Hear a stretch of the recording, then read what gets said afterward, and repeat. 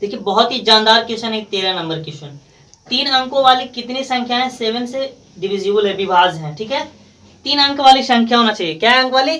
3 अंकों वाली। अच्छा एक चीज इससे पहले आप ये मुझे बता दें कि 3 अंकों की छोटी संख्या बड़ी संख्या कैसे निकलता है।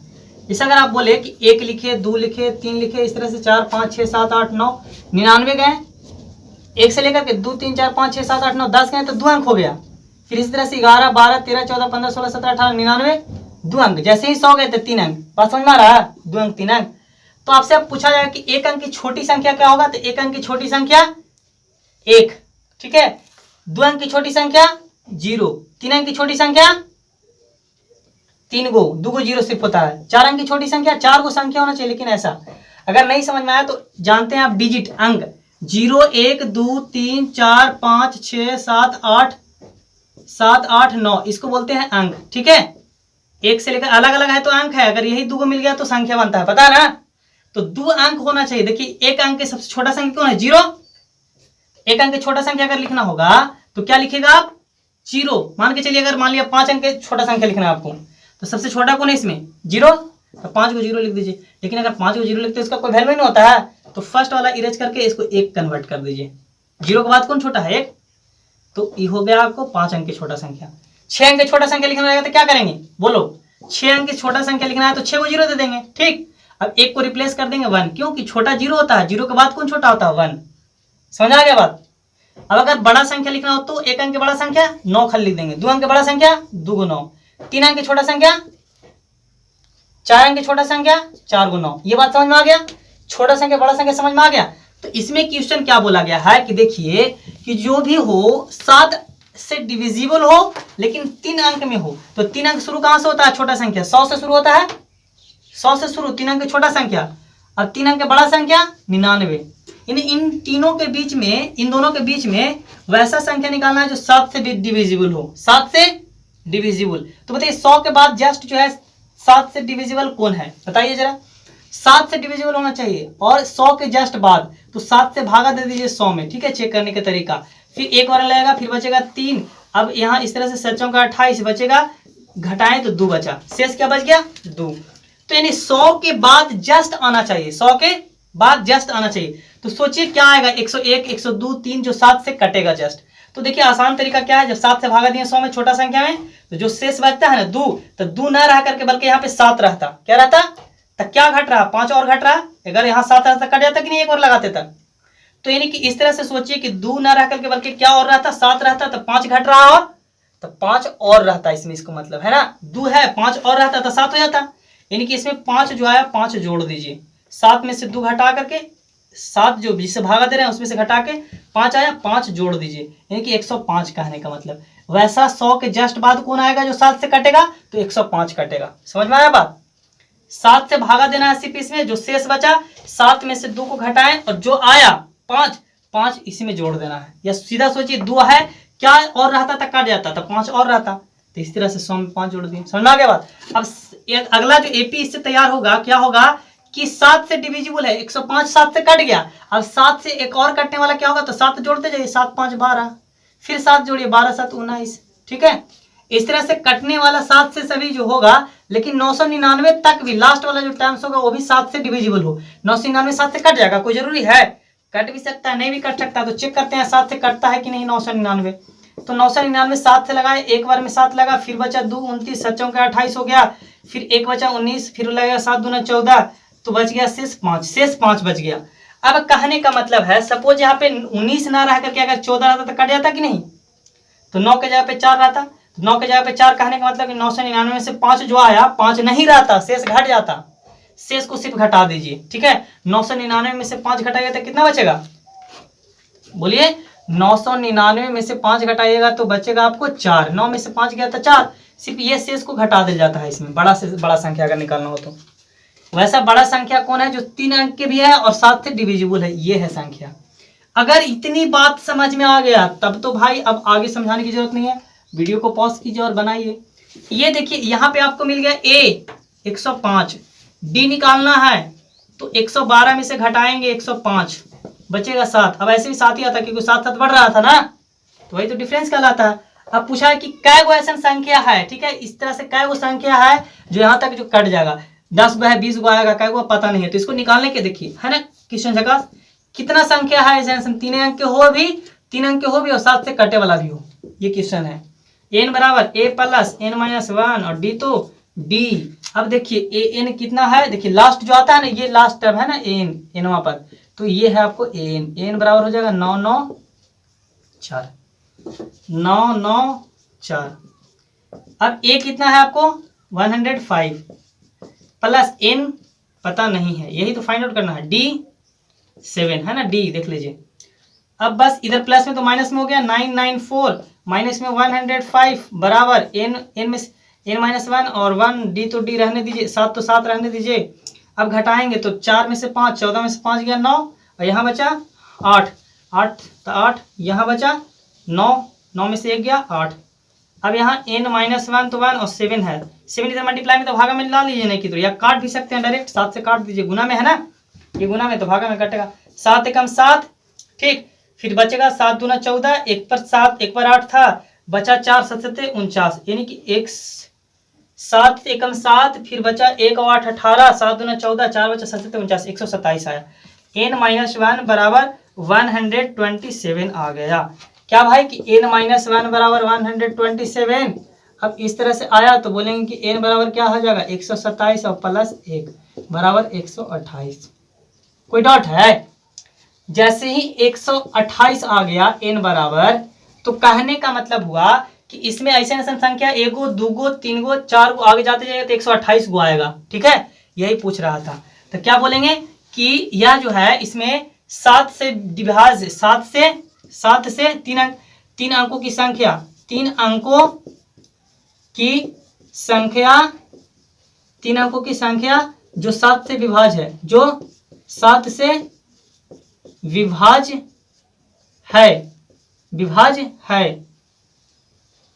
है 128 होंगे, 128 संख्या होंगे, 128 संख्या है। क्या बोलेंगे कि the number whose divisible by 7 as a 3 digit is 128। 128 संख्याएं होंगे जो 3 अंकों की संख्या है और 7 से विभाज्य है। चलिए क्वेश्चन नंबर 14 है कि 100 से 250 के बीच 4 के कितने गुणज होंगे। देखिए जस्ट वही कॉपी क्वेश्चन है, आप खुद से बनाइएगा। 14 क्वेश्चन नंबर को 10 है और 250, 10 है और कितना 150, इतना दोनों के बीच में वैसे कितने संख्या जो 4 से विभाज्य है, यही कह रहा है कि मतलब क्वेश्चन इसका है 4 से विभाज्य है या 4 का मल्टीपल है, वही हुआ, ठीक है, मतलब गुणज है। यानी कि 4 से कटने वाला कौन होगा इसके बाद, जस्ट 10 के बाद, सोचिए बताइए, 4 से कटने वाला 10 का विभाज्य, सॉरी 10 के बाद, इसके बाद वाले संख्या 10 से 250 तो कहा गया है ना, बोलिए क्या होगा एपी, इसका क्या रिड्यूस होगा, प्रोड्यूस बनेगा। तो 4 से कटने वाला 4 का 4, 4 दूना 8, 4 तिया 12, देखिए 4 से कटने वाला 12 आ रहा है जस्ट जो 10 के बाद है, यानी 12 होगा। अब 12 4 जोड़ेंगे, 12 4 कितना हो जाएगा 16, 16 4 20, 20 और 4 24, इस तरह से आगे जोड़ते जाएंगे। अब देखेंगे इसी तरह से कि 250 तक बोला गया था, 250 भी देखेंगे कि 4 से डिवाइजेबल है कि नहीं तो इसके पीछे वाला होगा ना कोई, ठीक है, जो 4 से ही विभाज्य हो। तो 250 है, इसको भी 4 से भाग दीजिए ना भाई, तो 4 छक्का 24, बचेगा 1 और फिर 0 और फिर 4 दूना 8 और बचेगा 2 शेष बच गया, अर्थात कहने का मतलब काश यहाँ पे 8 होता तो कट जाता कि नहीं।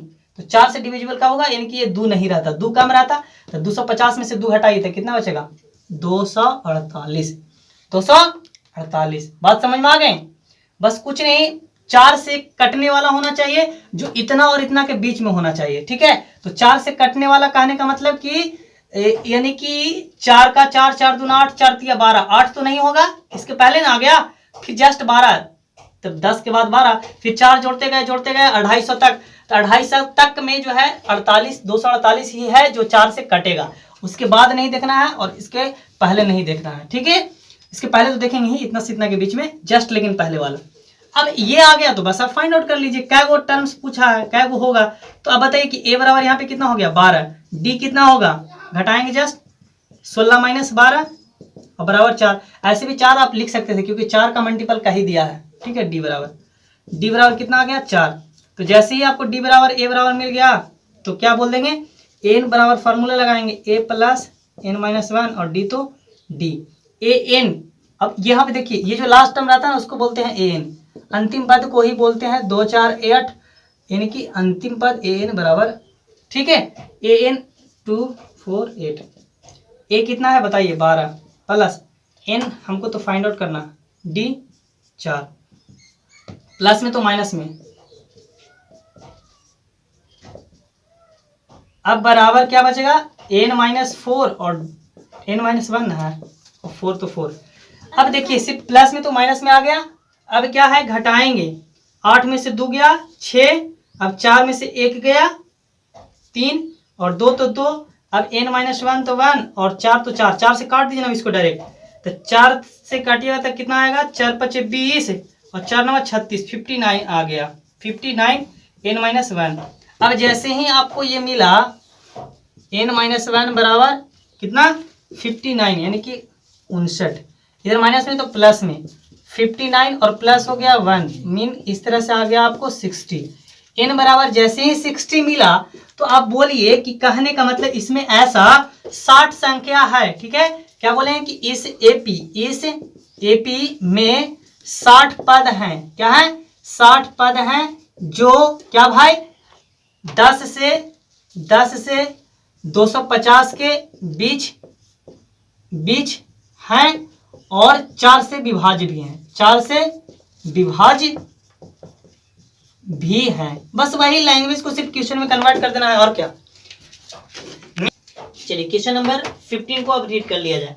n के किस मान के लिए दोनों समांतर श्रेणियों, इस तरह से दिया हुआ 63 65 67 दोनों समांतर श्रेणियों, ठीक है, 2 समांतर श्रेणियां हैं, एक में है कि 63 65 और 67 और 3 17 10 17 के nवें पद बराबर होंगे। देखिए इस क्वेश्चन से ना बहुत ही आसान है और बहुत ही शानदार है, क्या भाई कि इसका nवें पद समान हो, लेकिन इसका जो है फाइंड आउट करना है इस तरह से, 2 जब दिया हुआ है 2 एपी है यहाँ पे, ठीक है, इस अगर एपी से अगर हम चले, इस एपी से अगर आप चले, इस एपी से चले तो ए यहाँ पे क्या होगा आपको 63, डी क्या होगा आपको 65 और माइनस 63 बराबर हो जाएगा, यहाँ पे घटाएंगे तो कितना बचेगा आपको डी बराबर 65 में से 3 गया 2, है ना, 5 में से 3 गया तो 65।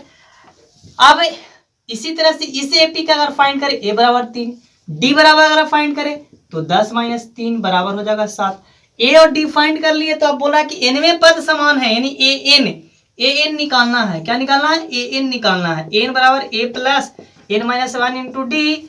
अब बताइए कि अगर आप एन निकालेंगे, ए कितना है आपको 63 प्लस एन कितना है पता नहीं है, डी कितना है 2 है, अब इसको एन तो एन रहने दीजिए, फिर से एन तो एन रहने दीजिए 63, अब n से गुना कीजिएगा तो प्लस हो जाएगा 2n और माइनस हो जाएगा 2, दोनों में गुना किया जाता है, इसी से पता है ना, इस तरह से 2 से n में 2n और 2 से 1 में माइनस 2।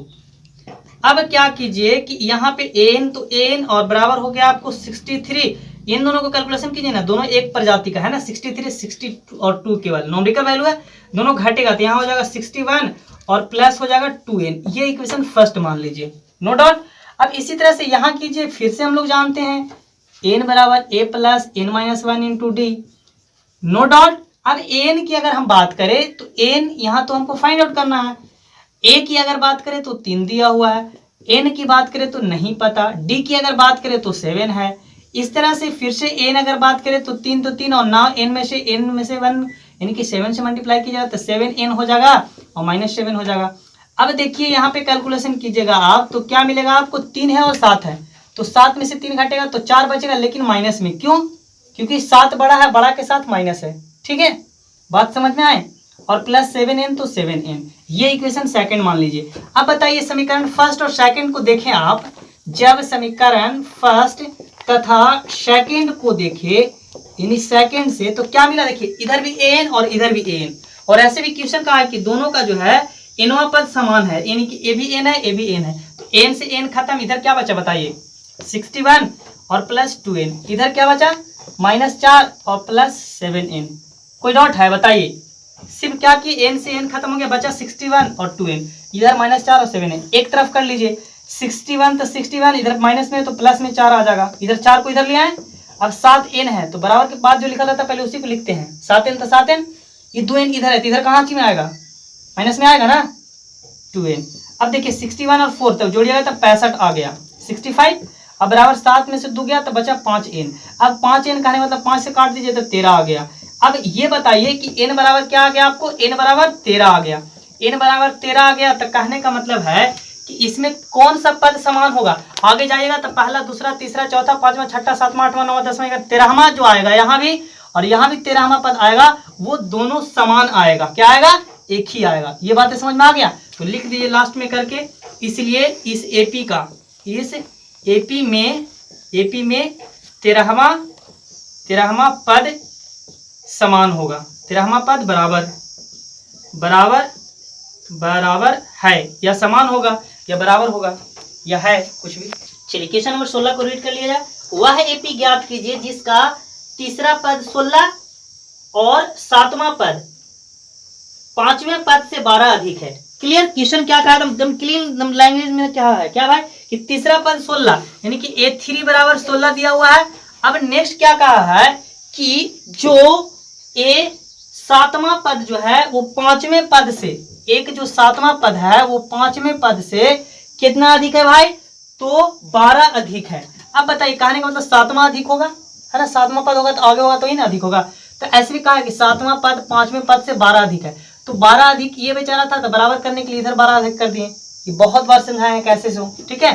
अब उसके बाद जब ऐसा करने के बाद फिर पूछा है कि एपी ज्ञात कीजिए, तो अब ये कहा है कि ए तीसरा पद 16 और ए 7वां पद जो है 5वें पद से क्या है 12 अधिक था। तो ये समझ में आ गया कि 5वें पद से 12 अधिक कर दिए, 7वां बराबर हो गया। अब क्या कीजिए, अब 7 लिखना है तो a प्लस इसको क्या लिख सकते हैं बताइए, एक कम करके 6d।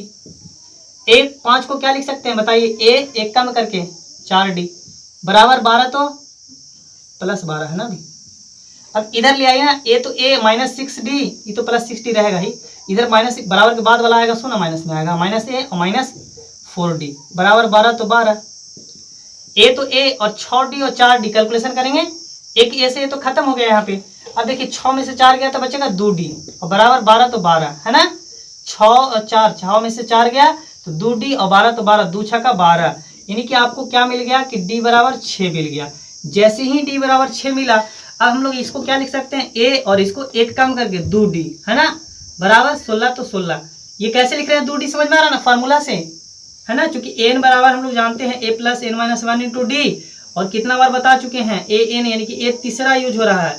a तो a और प्लस यहाँ n, a3 n के जगह पे 3 माइनस 1 d तो d, a तो a और 3 में से 1 गया 2 है ना, आ रहा ना 2d आ गया ना, a प्लस 2d a3 बराबर a3 के जगह पे लिख सकते हैं a प्लस 2d वही लिख रहे हैं, और a3 के जगह पे 16 दिला, यहाँ पे आ गया। इस तरह से भी लिख सकते थे आप a प्लस 2d, ऐसे ही बना सकते थे a प्लस 2d बराबर 16। इतना बनाना जरूरी है, डायरेक्ट सोचेंगे 3 है तो एक कम करके, ठीक है। चलिए अब उसके बाद क्या है कि a d बराबर 6 आ गया है, a तो a और प्लस 2 और d के जगह पे 6 और बराबर 16 तो 16। अब यहाँ पे a तो a और 6 दूना 12 हो गया और 16 तो 16, इधर 12 तो प्लस में तो माइनस में है ना, 16 पहले लिखेंगे, बराबर के बाद जो रहता है उसको पहले लिखते हैं, और माइनस 12।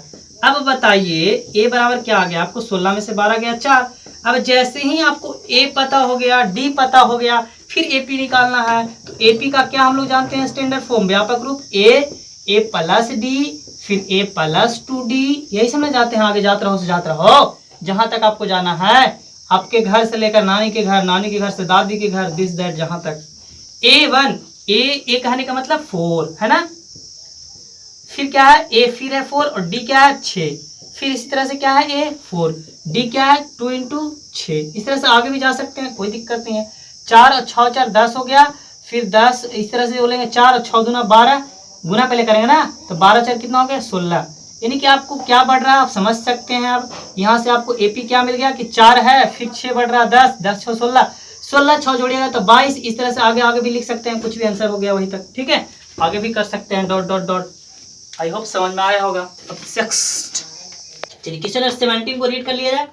AP 3 8 13 253 में अंतिम पद से 20वां पद ज्ञात कीजिए। देखिए बहुत ही लाजवाब क्वेश्चन है, ऐसा क्वेश्चन ना अंतिम पद से 20वां पद ज्ञात करना है। देखिए ये बातों को थोड़ा सा ध्यान दीजिए, अंतिम पद से, यानी कि इधर से पहले तो 20वां पद ज्ञात होता था, डायरेक्ट इसी से निकाल लेते, ए डी कर लेते, निकाल लेते 20वां, ठीक है, ए बी निकाल देते, बस कुछ करना था। लेकिन सिर्फ अंतिम पद का दिया है कि लास्ट टर्म से, फ्रॉम लास्ट टर्म, ठीक है।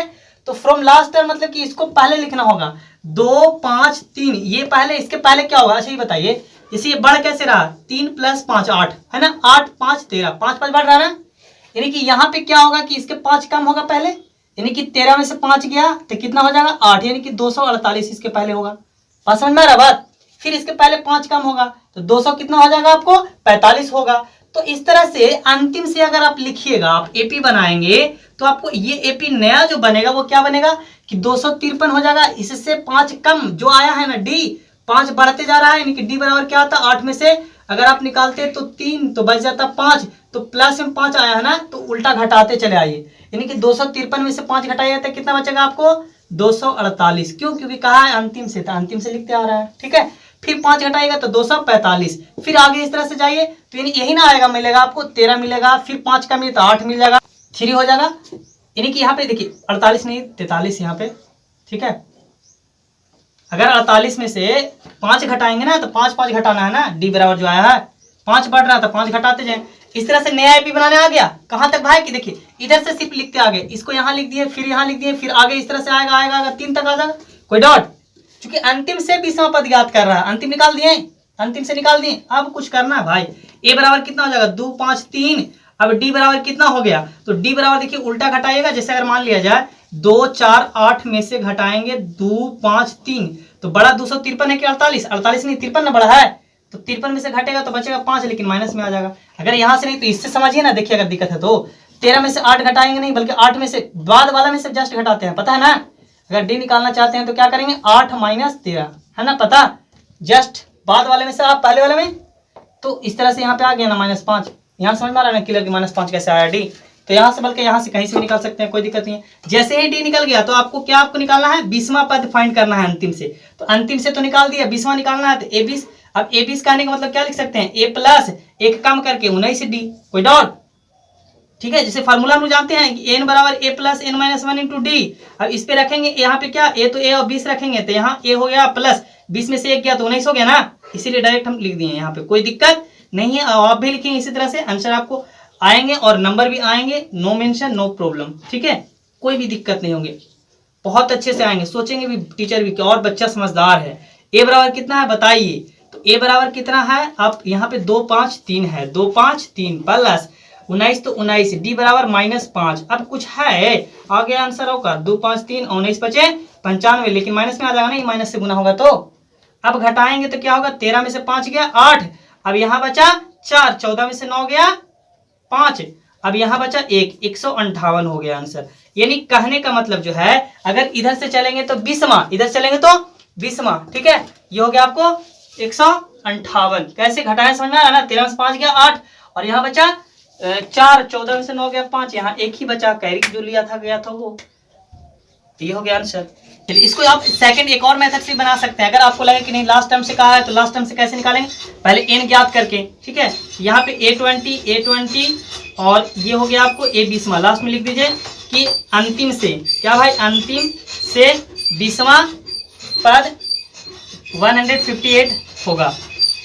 सेकंड मेथड से कैसे बना सकते हैं इसी को, सेकंड मेथड आप क्या बना सकते हैं कि पहले देखिए इसी से, अगर आप मान लीजिए नहीं बनाना चाहते हैं, अंतिम से ज्ञात करना है तो ए बराबर अगर आप बोलिएगा तो 3 हो जाएगा, और डी बराबर निकालिएगा तो क्या भाई 8 - 3 बराबर 5 हो जाएगा, डी बराबर क्या हो गया 5। अब यहाँ से आप एन निकाल लीजिए, क्या निकालिए आप एन, ए एन बराबर क्या होता है a plus N minus 1 into d. अब बताइए ए एन आप क्या हो जाएगा, एन आपको यहाँ से लास्ट वाले को बोलते हैं ना एन, यहाँ पे हो जाएगा 1 5 3, 1 5 3 बराबर क्या हो जाएगा 2 5 3 ना, 253 जो है एन हो जाएगा।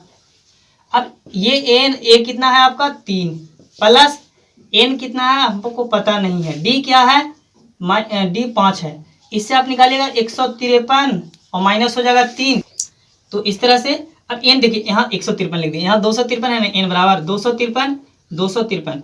अब उसके बाद क्या करेंगे, ये आपका 3 इधर आ गया, बचा n-1 और 5 तो 5, अब घटाएंगे जब तो क्या बचेगा यहाँ पे 250, 250 में से 3 घटा तो 253 में से 3 तब 250, अब n-1 और 5 तो 5, ये 5 से काट दीजिए ना, तब कितना बचेगा, 50 25 यानी 50 आ गया।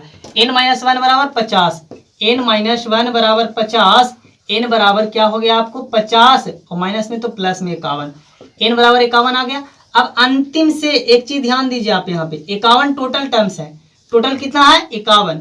अब टोटल 51 है, 51 को संख्या है, तो अब अंतिम से 20वां निकालना है आपको। क्या निकालना है, अंतिम से 20वां। तो अंतिम से 20वां निकालिएगा तो क्या आएगा भाई, यानी कि आप बताइए, ऐसा सोचिए नॉर्मल से एग्जाम्पल आप, चलिए n बराबर 51 आ गया, तो यानी ये जो आया आपको n इधर से आया, किधर से भाई, लेफ्ट तरफ से, ये अंतिम से नहीं बल्कि शुरू से आया।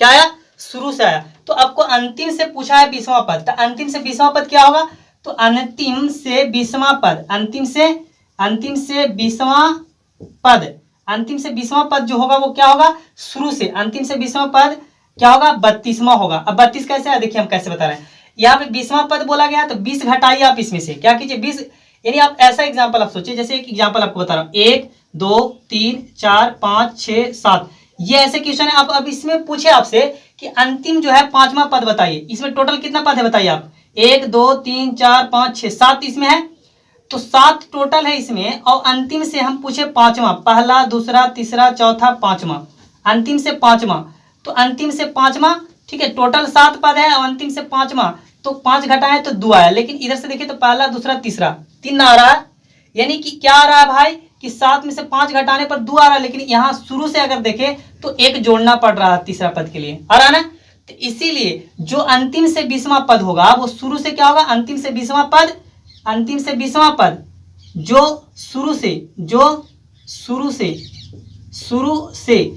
क्या होगा भाई, तो टोटल 51 पद है ना, 51 पद आया शुरू से, तो 51 में से 20 को घटाइए तो क्या बचेगा आपको 31, लेकिन एक जोड़ना पड़ेगा, अर्थात कितना 32वां पद ज्ञात कीजिए, 32वां पद ज्ञात कर लीजिए, आंसर आ जाएगा। अब क्या कर लेंगे आप यहाँ पे कि n बराबर a plus n-1 into d, अब यहाँ पे 32 ज्ञात कर लीजिएगा आप, यहाँ से आ जाएगा आपको आंसर a 32, और a कितना है, तो a यहाँ पे ये वाला लिखिएगा इसमें कि 3 और प्लस n बराबर क्या रखेंगे, हमको पता नहीं है, n यही तो निकालना है। अब d के जगह पे क्या रखेंगे, 5 रखिएगा, ठीक है, -5 नहीं बल्कि 5 रखिएगा, इससे भी आंसर आ जाएगा। ये हुआ आपको सेकंड मेथड। अगर शुरू से निकालना चाहते हैं तो क्या, n निकाल करके अब उसको जो है 20 जो है 20वां पद बोला अंतिम से, तो 20 घटा करके 1 जोड़ दीजिएगा, ठीक है। क्यों जोड़े, आपका एग्जाम्पल अभी जस्ट बताएं।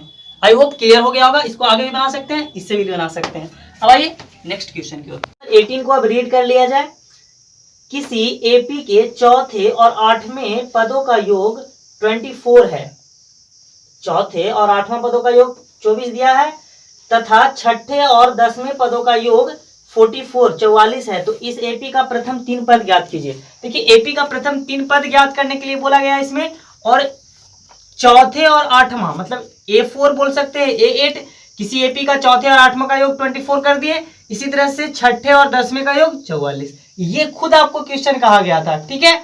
अब इस तरह से अगर आपके बात करें कि A4 है, तो यहाँ पे आप क्या लिख सकते हैं, A प्लस 4 मतलब कि चौथा पद है, A plus n-1 into D, और अगर 4 निकालना चाहते हैं तो A4 हो जाएगा, A आपको तो A और प्लस 4 -1 और D तो D, यहाँ 4 में से 1 गया तो देखिए यहाँ पे A4 यानी कि n के रिप्लेस में 4 हो रहा है, n के जगह पे 4, तो 4 में से 1 गया तो हो गया 3D, यही ना आया यहाँ पे A प्लस 3D, A4 क्या आया A प्लस 3D। तो मीन आपको जो है 4 है तो 1 कम हमेशा होता है, ठीक है। आप यहाँ पे फार्मूला लिख के ये पूरा भी लिख सकते थे, या डायरेक्ट ऐसा सोचिए हमेशा लिखने के लिए तो ज्यादा अच्छा हो जाएगा। अब इसी तरह से 8 है तो 1 कम करके A प्लस 8 है तो 7D इज इक्वल टू 24, तो 24। बात समझ में आ गए होंगे यहाँ तक, तो बस कुछ नहीं करना है। अब एक A और एक A, यहाँ पे कितना आ गया आपको 2A आ गया, अब प्लस 3D और 7D 10D यहाँ पे आपको हो गया। अब इसी तरह से 24 तो 24, अब देखिए तो 2 यहाँ पे कॉमन लिया जा सकता है, क्या बचेगा A प्लस 10 और D तो D, 2 से भागा दिया तो 5 ना आएगा, यहाँ पे 2 से इसमें भागा दिए A, 2 से यहाँ पे 5 और इज इक्वल टू 24 तो 24, 2 से इसको काटेंगे तो यहाँ पे 12 आ जाएगा 12, यानी A plus 5D is equal to 12, ये हो गया आपको इक्वेशन फर्स्ट। इसी तरह से यहाँ क्वेश्चन क्या कहा गया था कि छठे और 10वें पदों का योग, तो भाई छठा है तो आपको यहाँ पे निकालना होगा छठा पद का, तो an पे फॉर्मूला पे जाएंगे तो क्या इसको लिख सकते हैं, एक कम करके A प्लस 5D, एक घटा करके लिख देना है, और 10 के बदला क्या लिख सकते हैं A प्लस 9D, एक कम करके हमेशा लिख देना है, ठीक है ना आसान। अब उसके बाद क्या करना, देखिए यहाँ पे एक ए और एक ए, तो यहाँ पे भी आपको हो जाएगा 2a, 5 और 9, 9 5 कितना हो जाएगा आपको 14d हो जाएगा, इज इक्वल्स टू 44, तो 44 यहाँ पे देखिए 2 कॉमन मिल रहा है, क्या बचेगा a प्लस 7d हो जाएगा, है ना, 44 तो 44। अब देखिए काटिए तो कितना आएगा आपको 22 दूना 44, a plus 7d is equals to 22 is equation second. अब जैसे ही आपको इक्वेशन फर्स्ट और सेकंड आ गया तो इसके बाद तो प्रोसेस हम लोग जानते हैं, क्या जानते हैं भाई, कि समीकरण फर्स्ट और सेकंड को घटा देंगे तो आपको क्या हो जाएगा, ए और बी का वैल्यू, ए और डी का वैल्यू फाइंड हो जाएगा। समीकरण फर्स्ट क्या है, देखिए a plus 5d is equals to 12, फिर क्या है a plus 7d is equals to 22। ये आपका प्रोसीजर है, यहाँ माइनस यहाँ माइनस यहाँ माइनस, ये कैंसल आउट हो गया। ये देखिए 7 में से 5 घटेगा, क्यों, क्योंकि माइनस का वैल्यू यहाँ पे जो है क्या है, कंफर्ट है, मतलब काम चलने वाले काम जो है माइनस काम करेगा, अब प्लस नहीं काम होंगे। तो 7 में से 5 घटाएंगे तो हो जाएगा 2d, अब 7 बड़ा था, बड़ा के साथ माइनस, इसलिए माइनस हो गया, ठीक है, माइनस और प्लस के कारण घटा, ठीक है। अब यहाँ इसी तरह से भी माइनस और प्लस के कारण घटेगा तो बचेगा 10, है ना, 22 में से 12 घटाएं तो बचा 10, और माइनस में क्योंकि 22 बड़ा है, बड़ा के साथ माइनस है, माइनस से माइनस कट गया, 2 से काटे तो 2 बचे 10, d बराबर क्या हो गया आपको 5। जैसे ही आपको d बराबर 5 मिल गया, फिर क्या सीखे हम लोग कि समीकरण फर्स्ट या सेकंड किसी में भी रख सकते थे। तो समीकरण फर्स्ट में d बराबर क्या आया भाई 5 रखने पर, 5 रखने पर, चलिए अब रख दीजिए, और क्या, जब 5 रखने पर तो रख दीजिए। तो समीकरण फर्स्ट है क्या, उसको देखा जाए। चलिए फर्स्ट है आपका a प्लस 5d, यही ना था, a plus 5d is equals to 12। अब बताइए a की जगह पे क्या रखेंगे हम, कुछ भी नहीं, प्लस तो प्लस 5 तो 5, और d की जगह पे जो आया है 5। इसी तरह से a तो a और 50 25 यहाँ पे हो जाएगा, है ना, और बराबर 12 तो 12। अब a तो a यहाँ पे क्या आएगा कि 12 इधर प्लस में तो माइनस में हो जाएगा 25। अब a तो a यहाँ 12 में से 25 घटेगा कि 25 बड़ा है तो 25 में से घटाया पड़ेगा, घटाएंगे क्यों, क्योंकि बीच में एक माइनस है, तो घटाएंगे तो बचेगा आपको 13, लेकिन माइनस में यहाँ पे हो जाएगा, है ना। अब बोल रहा था क्या चीज कि एपी के 3 पद ज्ञात कीजिए, तो एपी के प्रथम 3 पद, प्रथम 3 पद क्या लिख सकते हैं पता है आपको, स्टैंडर्ड फॉर्म एपी का बहुत बार सिखाते आ रहे हैं अभी तक, है ना। क्या भाई होता है, ए होता है और फिर ए प्लस ए पहला, ए प्लस डी और ए प्लस 2d, ए प्लस 3d आगे, लेकिन 3 ही पद बोल रहा था, 1 2 3 पद तो काम चल गया। तो ए मतलब 5, फिर क्या है 5 प्लस ए है और प्लस डी, ए की जगह पे -13, फिर इसी तरह से ए क्या है -13 और प्लस डी की जगह पे 5, फिर है ए की जगह पे क्या है -13 और प्लस 2 और डी की जगह पे क्या है 5। तो यानी यहाँ पे आपको क्या मिल गया -13, और उसके बाद यहाँ पे क्या मिल गया, तो 13 में से 5 गया 8, लेकिन माइनस में। इसी तरह से यहाँ करेंगे तो क्या हो जाएगा -13, और इसको घटाएंगे तो 5 दूना 10 हो जाएगा, है ना, प्लस 10 है, तो 10 में से 13 गया यानी कि -3 हो गया, -8 हो गया और -13 हो गया। ये हो गया आपको आंसर, -8 -13 -8 और -3, ये 3 एपी हो गया, प्रथम 3 पद हो गया इसका एपी का। कब भाई कि जब अगर चौथे पद 8वें पदों का योग इतना होता और छठे और 10वें पदों का योग 44 होता, तो इसका 3 पद क्या मिलता, -13 8 -3। चलिए क्वेश्चन नंबर 19 को रीड कर लिया जाए। सुब्बा राव ने 1995 ईस्वी में 5000 रुपए की मासिक वेतन पद पर कार्य आरंभ किया था। प्रत्येक वर्ष 200 रुपया का वेतन वृद्धि प्राप्त की, तो किस वर्ष उसका वेतन 7000 रुपए हो जाएंगे। देखिए बहुत ही झकास क्वेश्चन है। क्या भाई कि सुब्बा राव जो है 1995 ईस्वी में कोई भी जो है जॉब पे मान लिया जाए वो कार्य करना आरंभ किया है, तो वो जो है उसका उनका जो है प्रारंभिक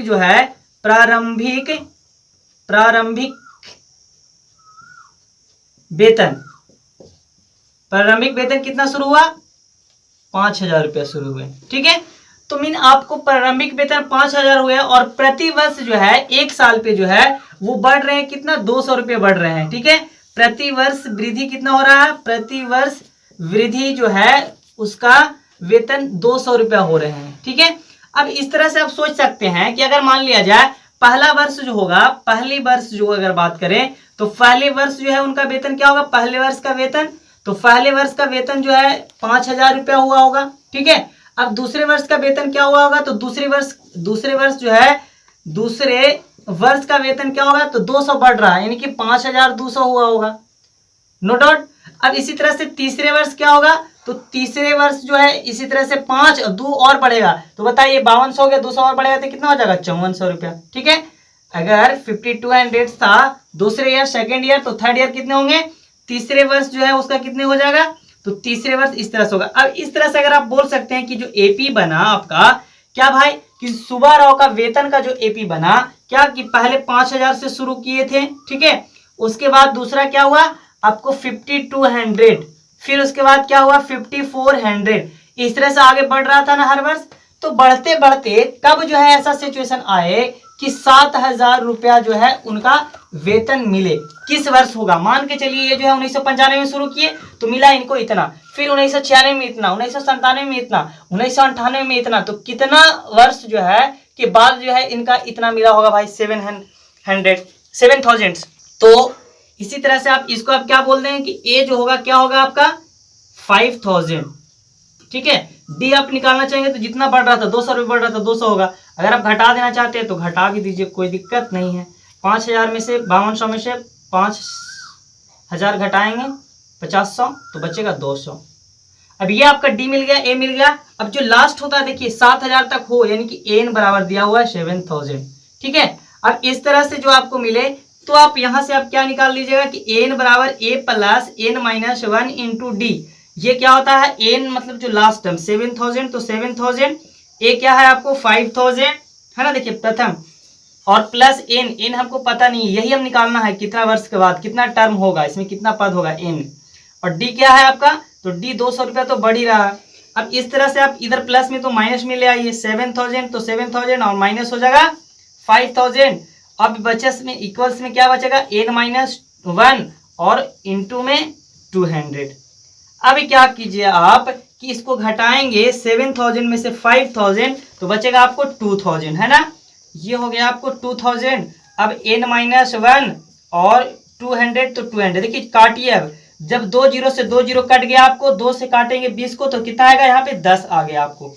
अब इस तरह से आप यहाँ पे क्या मिला आपको कि n minus 1 is equals to 10, तो n बराबर अगर निकालना चाहेंगे तो 10 प्लस 1 यानी कि 11 आ गया आपको, क्या आ गया भाई 11।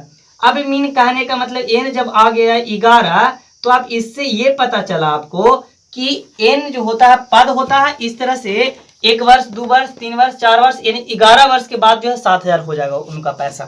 तो 11 वर्ष के बाद, तो 11 वर्ष के बाद, 11 वर्ष के पश्चात, 11 वर्ष के बाद, 11 वर्ष के बाद, या 11वां वर्ष बोल सकते हैं आप, 11वां ऐसे, ठीक है, 11वां वर्ष में, ठीक है, 11वां वर्ष में जो है सुब्बाराव ना नाम था जो है वो लिख देंगे। सुब्बाराव का वेतन जो है, वेतन कितना हो जाएंगे 7,000 रुपये हो जाएंगे, 7,000 रुपया होंगे, ठीक है। 11वें वर्ष, अब 11वें वर्ष कहने का मतलब 1995 में था, अब 11 वर्ष बाद कितना होगा भाई, तो 5 और 5 6 यानी कि 2006 भी बोल सकते हैं आप, ठीक है।